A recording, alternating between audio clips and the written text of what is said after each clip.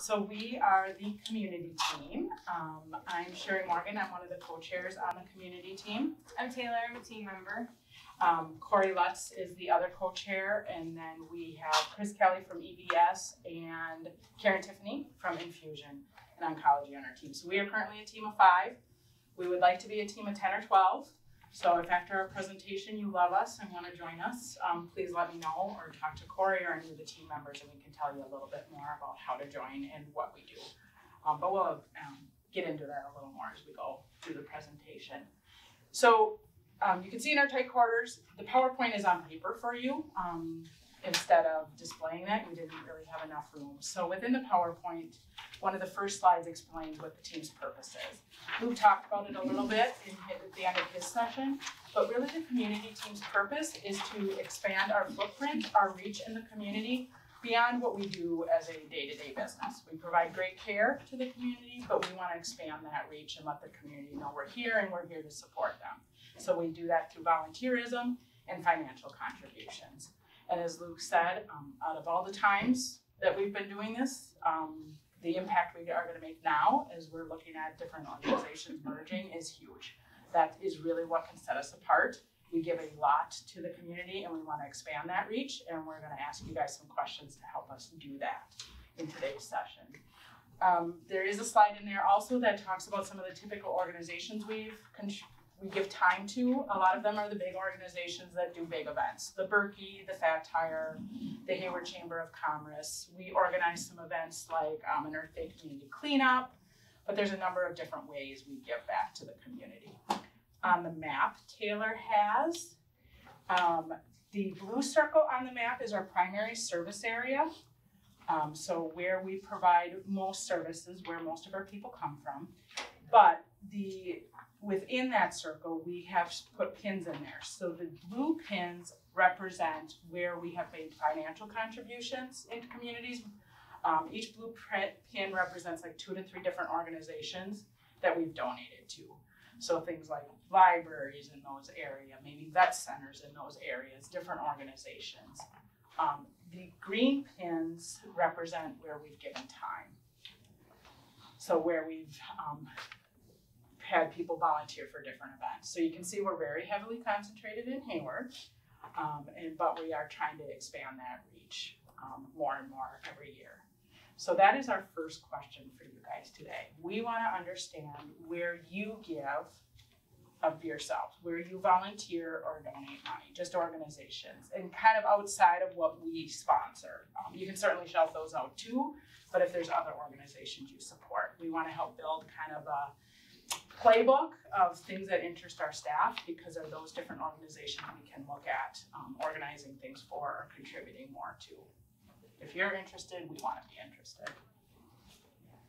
So go ahead and shout them out. We're just going to document. I'm hoping to have a huge list at the end of the 4 days of training. Sealy Lions, I'm a member. Do some volunteer work, road cleanup, and its events around the community. Providing refreshments and that kind of thing at the events. Okay. Any others? ATV trails, snowmobile trails. I'm not as involved. I just bartend for their events, but So you help make the money. it's a big part of their events. You might have to figure out a different way for us to do it. Bartending might not be our thing, but okay. The New Life Pregnancy Center. Okay. We had that one in the last session too. And it's New Life. I'll just put Pregnancy Center. I know that thing. She gave a formal resource center, but okay, yeah. The American Legion Auxiliary in Gordon. Been a member since birth and just try to support their events and support veterans.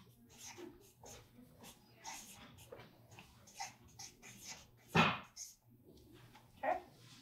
The Gordon Volunteer Fire Department is something that kind of help out with too.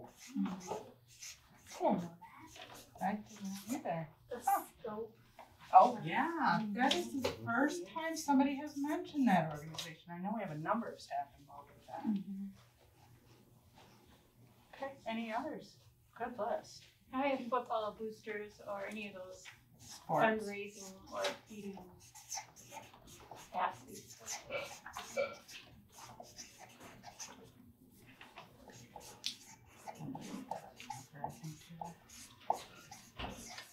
I'm just killing the markers. So much writing. All right, good list. What are some of your challenges volunteering? Working night shift.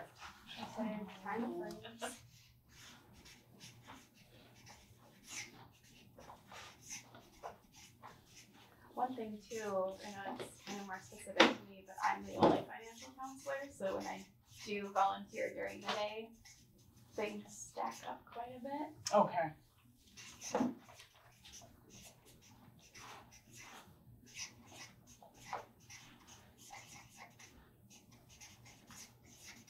I think for me, I commute here, so I'm kind of one of the people on the edge of that circle, maybe outside of that circle. So having events outside of Hayward would probably help me.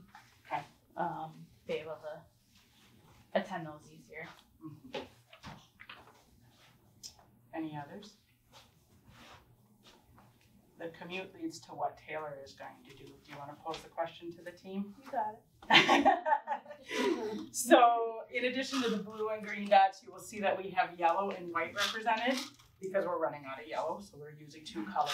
We want to peg where staff live. To Sarah's point, we know that commute, if you're commuting an hour, are you going to be likely to stay? Can you stay? Would it be easier if something's in your community, especially like on a Saturday, you're not coming all the way back to Hayward, you can do it somewhere else. So if you do not live in the immediate Hayward area, we didn't even bother putting a pin there because we know a huge number of our staff are from there. Just shout out your community and we're gonna get them on the map, and we'll say that Taylor is from Minnesota. So this is Taylor's geography lesson too. We've been helping her learn where some of our communities are. So Lake Nabagaman, you obviously somewhere in here. Okay, that's the rural forest. Bruce. So Wow. wow, way outside the I'm on the flowage, so that green pin right on the right hand side of Black Coriolis, I'm right above it, right on that line right there. Any others? I live in Bloomer, but I commute from Gordon because that's where my cabin is. Okay. But you live in Bloomer. Yeah.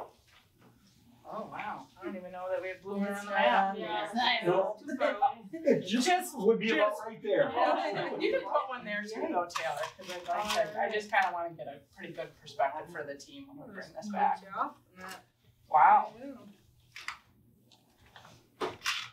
Yeah. Okay, so our last question for you, which hint, your little card that you have to submit at the end of this. How can you find out about volunteer opportunities that the organization coordinates? The compass, the portal. The portal, yeah.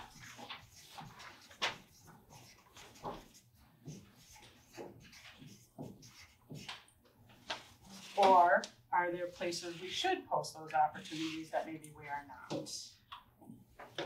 Where do you look for information? Those places? Okay, that's good. Yeah. Okay. Yeah, we know for some groups, even those are challenges based on what they do for work.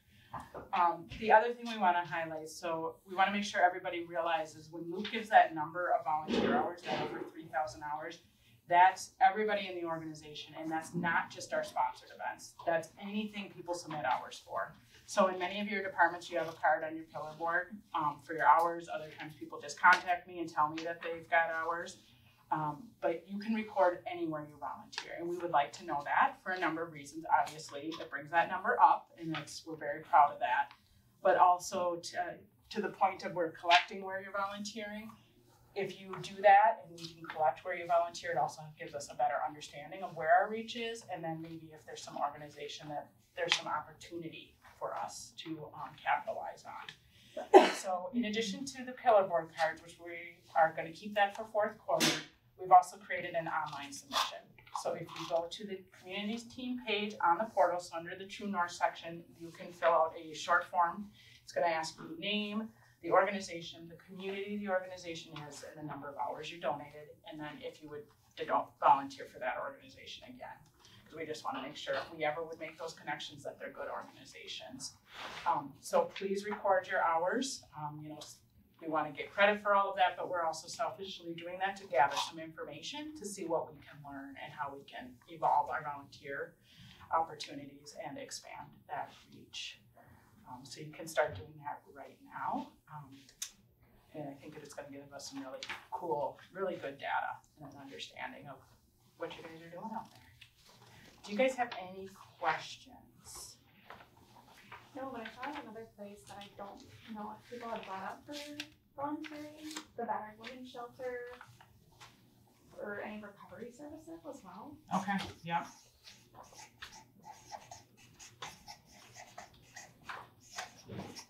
Since that's a huge part of our community, unfortunately. Yeah. Yeah, we need some financial contributions, but some time would be good as well. Okay. And as far as the community team, we currently meet twice a month. We meet the first and the second Tuesday of the month from first and third. Thank you, Taylor. From 2:30 to 4:30. The reason we meet. See, you should speak. Taylor just got it down. We meet the first and third Tuesday of the month from 2:30 to 3:30. And the reason we do twice a month is, well, for one, there's times of the year where we have a lot going on that we're coordinating, but it's also to accommodate people's schedules. We know, especially with clinical schedules, they can be hard to even make one meeting. So by meeting twice a month, Corey and I make sure one of us is always in attendance. So even if you can only make it once a month, we totally understand and we think you can be a great contributor to the team in that time frame. And sometimes we have a little bit of outside assignment, but not a lot. And Taylor can speak to that too, the time, because Taylor has a very strong clinical role. So you probably are able to make about 70% of the meetings, I would say. But then she's still engaged because she is at least there once a month. We do it at that 2:30 to 3:30 to try to accommodate a shift change. So either beginning or end of your shift, that if you can either stay a little longer or come a little early. But the team reviews the time every year. So we're open to discussing different opportunities.